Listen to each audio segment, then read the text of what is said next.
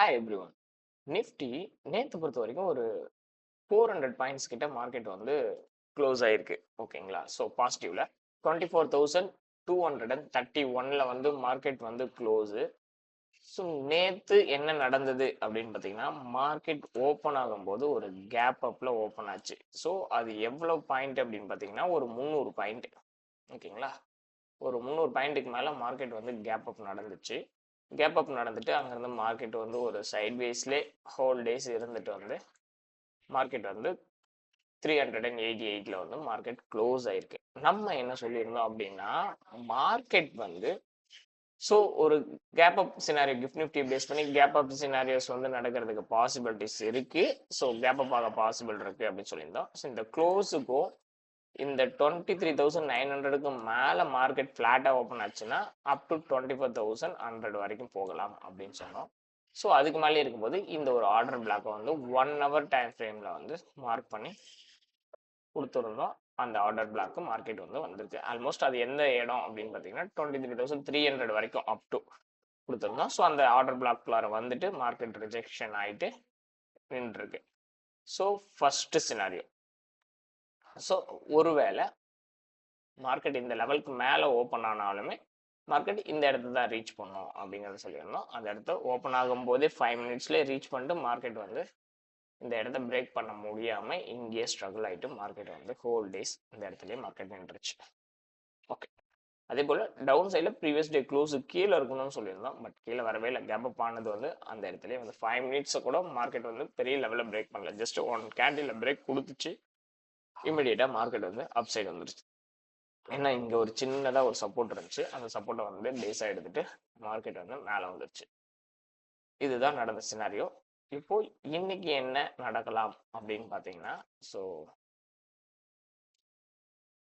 இருக்கிற டிராயிங்ஸ் எல்லாத்தையும் ரிமூவ் பண்ணிடுவோம்.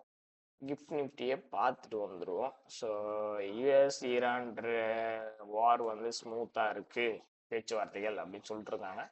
ஓகே, எதுவாக இருந்தாலும் இப்போ நேற்று முடிஞ்சதை வச்சு கிஃப்ட் நிஃப்டியோட இண்டிகேஷன் பார்த்தீங்கன்னா ஒரு 50 to 60 பாயிண்ட்ஸ் இருக்குது. ஓகேங்களா? இதுதான் இன்னைக்கு கேப் அப் நடக்கலாம், நடக்காமலும் போகலாம். ஓகே, அப்படியே நிஃப்டிக்கு வருவோம். நிஃப்டியில் பார்த்தீங்கன்னா ஒரு 1 டே டைம் ஃப்ரேம் வச்சுக்கிறேன். 1 டே டைம் ஃப்ரேமில் இந்த ஹைல இருந்து தான் மார்க்கெட் கீழே விழுந்துச்சு. கரெக்டுங்களா? இந்த ஹை டு லோ வரைஞ்சேன் அப்படின்னா எந்த இடத்துல நேற்று ரிஜெக்ட் ஆனான்னு பார்க்கணும். 0.5%, 50%ல மார்க்கெட் வந்து ரிவர்ஸ் ஆயிருக்கு. தட் மீன்ஸ் ரிஜெக்ஷன் கொடுத்துருக்கு. அப்போ மார்க்கெட் ஸ்ட்ராங்கா 24,300 இந்த விக் வந்திருக்கு இல்லையா? இந்த விக்கு மேல 312ன்னு நினைக்கிறேன். ஓகேங்களா? இந்த விக்கு மேல மார்க்கெட் இருந்தது அப்படின்னா இங்க இருக்கு. ஓகே, 24,280, சாரி 280, ஆல்மோஸ்ட் 300 ரவுண்ட் ஃபிகரா வச்சுக்கோங்களேன். 24,300க்கு மேலே மார்க்கெட் ஸ்ட்ராங்காக இன்னைக்கு இருந்தது அப்படின்னா மார்க்கெட் வந்து மேலே போகிறதுக்கு சான்சஸ் இருக்குது. கிஃப்ட் நிஃப்டியை பேஸ் பண்ணி பார்த்தீங்கன்னா ஒரு 50 பாயிண்ட்ஸ் அந்த ரேஞ்சுக்கு ஓப்பன் ஆச்சுன்னா இந்த இடத்துல திரும்பவும் ரிஜெக்ஷன் கூட நடக்கலாம் அஸ் பர் த டெக்னிக்கல். ஓகேங்களா? ஏன்னா 50%ல இருக்குது. ஸோ 50% வந்து ஒரு ஸ்ட்ராங் லெவல். ஓகே, ஒரு சினாரியோ.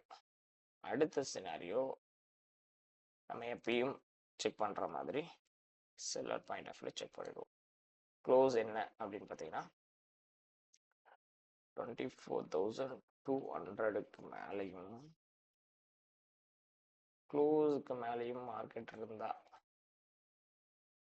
24,231.30 இந்த லெவலுக்கு மேலே இருந்தது அப்படின்னா க்ளோஸு. ஓகேங்களா? இந்த லெவலுக்கு மேலே நிஃப்டியோட லெவல்ஸ் இருந்தது அப்படின்னா அடுத்து ஒரு கேப் இருக்கும். இங்கே ஒரு கேப், இந்த கேப்புக்கு மார்க்கெட் வரும். ஓகேங்களா? அந்த கேப் வந்து 24,400 அந்த ரேஞ்சில் வந்து மார்க்கெட் இருக்கு. இதையும் ஸ்ட்ராங்கா பிரேக் அவுட் கொடுத்தா மார்க்கெட் அடுத்து இந்த ரிஜெக்ஷன், ஓகேங்களா, இந்த இடத்துக்கு தான் மார்க்கெட் போகிறதுக்கு பாசிபிள் இருக்கு. அது என்னன்னா ஒரு 24,700 to 850 இந்த ரேஞ்ச். நேற்றே சொல்லியிருந்தேன் இந்த 800 ரேஞ்ச் அப்படி சொல்லிட்டு. ஸோ அதுக்கு ஃபர்ஸ்ட் லெவலில் 24,400 வந்து ஸ்ட்ராங்காக நமக்கு பிரேக் அவுட் கொடுக்கணும். ஓகேங்களா, அப்போ தான் இந்த லெவலுக்கு போகும். ஸோ இதையும் பிரேக் அவுட் பண்ணால் இன்னும் ஸ்ட்ராங்காக மேலே போகிறதுக்கான பாசிபிலிட்டிஸ் இருக்குது. ஸோ அதை அடுத்து வரக்கூடிய நாட்களில் பார்ப்போம். அதே போல் டவுன் சைட் சினாரியோவும் கொடுத்துடணும் இல்லையா, டவுனும் கொடுத்துடலாம். அப்போ டவுன் சைடில் 24,200க்கு கீழே மார்க்கெட் இருந்தது அப்படின்னா டவுனில் வர்றது பாசிபிள். அது எந்த இடம் அப்படின்னா இந்த கேப்பை ஃபில் பண்ண சான்ஸு. ஓகேங்களா, அப்போது எந்த இடத்து வரைக்கும் வரலாம் அப்படின்னு பார்த்தீங்கன்னா 24,000 வந்து ஒரு குரூஷியல் லெவலில் எடுத்துப்போம். ஓகேங்களா, 25,000 இந்த கேப் போட்ட இடத்துல எடுத்துகிட்டு வந்து வச்சேன், வந்துருச்சுங்களா. ஸோ இந்த லெவலுக்கு 24,000க்கும் கீழே மார்க்கெட் இருந்தது அப்படின்னா இந்த கேப்பை ஃபில் பண்ணுறதுக்கு வந்து சான்சஸ் இருக்குது. ஸோ அப் சைடில் வந்து ஒரு 200 பாயிண்ட்ஸு, டவுன் சைடில் வந்து ஒரு 200 பாயிண்ட்ஸு. இன்னைக்கு வந்து சென்செக்ஸோட எக்ஸ்பைரியும் கூட, ஸோ சைட் வைஸாக கூட இது ஒர்க் ஆகலாம். இந்த 400 பாயிண்ட்ஸ் பிட்வீனுக்குள்ளேயே மார்க்கெட் இருந்தாலும் இருந்துடலாம். வெயிட் பண்ணி அதுக்கேற்ற மாதிரி உங்களோட ட்ரேடை வந்து எக்ஸிக்யூட் பண்ணிக்கோங்க. Thank you everyone.